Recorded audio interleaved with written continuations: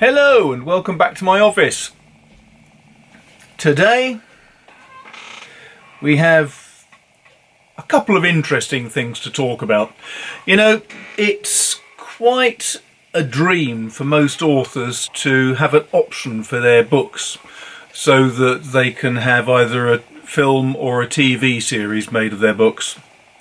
And for a number of years I have felt that I could one day get lucky, because the Templar Series, for example, is the longest running series by a living author, although I'm rapidly being caught up by Quentin Jardine. He's only one book away now, so I'm going to have to finish book 33 in the Templar Series before too long and get that going. If I blink or look alarmed, by the way, it's because there's a fly that's dive bombing me every 5 seconds. I apologise for that. So the Templar series looks as though it's quite a good idea. Now, some months ago I got contacted by a chap on Twitter who said that he was a very keen reader of my books and he was dead keen to try to get them put onto film and TV. And he said he had a certain amount of experience. He had helped get some other films made. That sounded interesting. So I agreed to go and meet him, and we had a fairly lengthy chat. He told me that he had a business that basically gave him contact with a lot of very wealthy people, which is good, because if you're going to get involved in making films or TV programs, having wealthy people behind you is a good idea. That was interesting, and he went on to discuss how he could help not only get a film and possibly a TV series made. He was quite keen on the idea of getting a game produced about the series as well, and he had a contact for that. Now, this may sound a little bit extreme, but he was very, very plausible, quite believable, and I don't know, he may well have been genuine.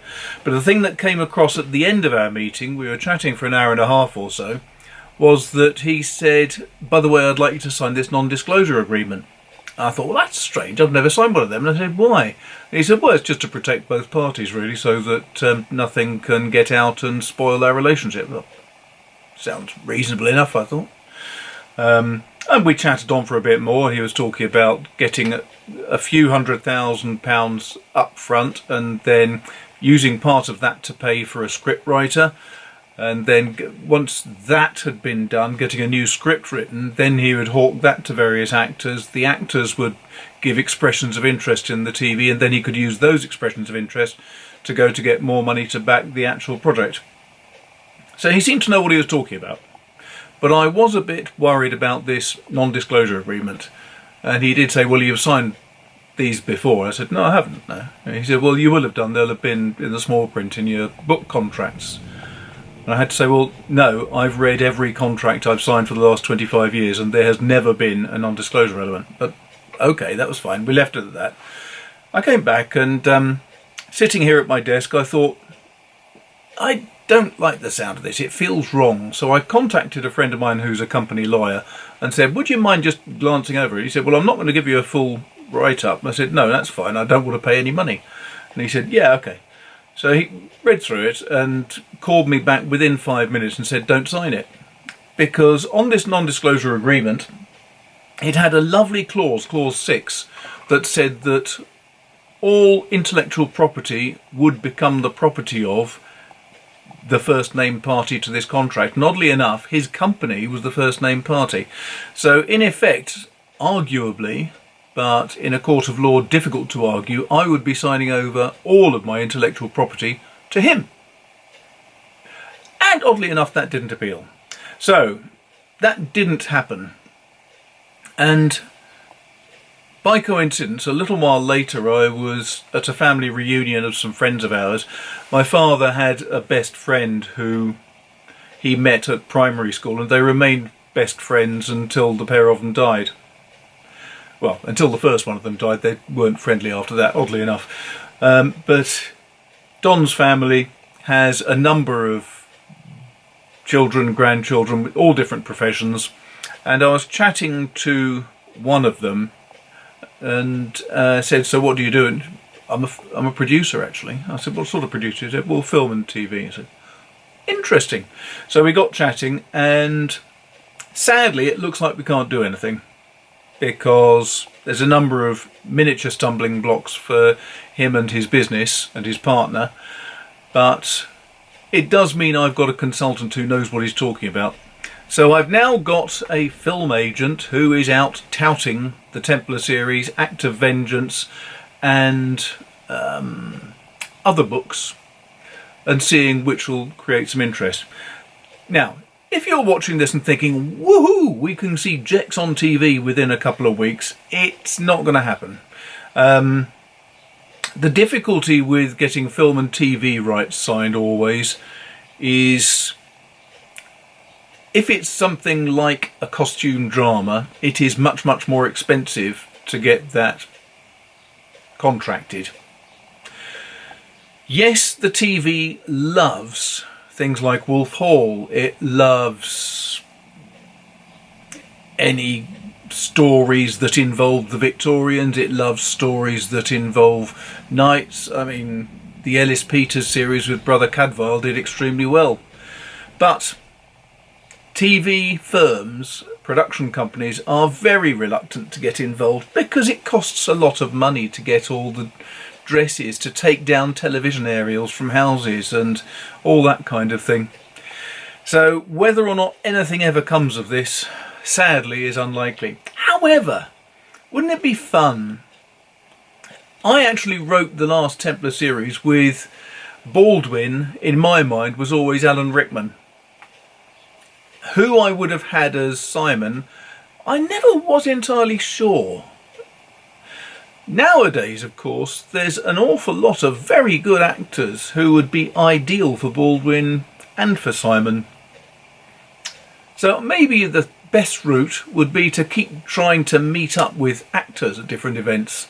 Not that I go to any events, because that's the trouble about living 200 odd miles away from London. All the events are in London, and as an author living in the sticks, I don't get to meet them.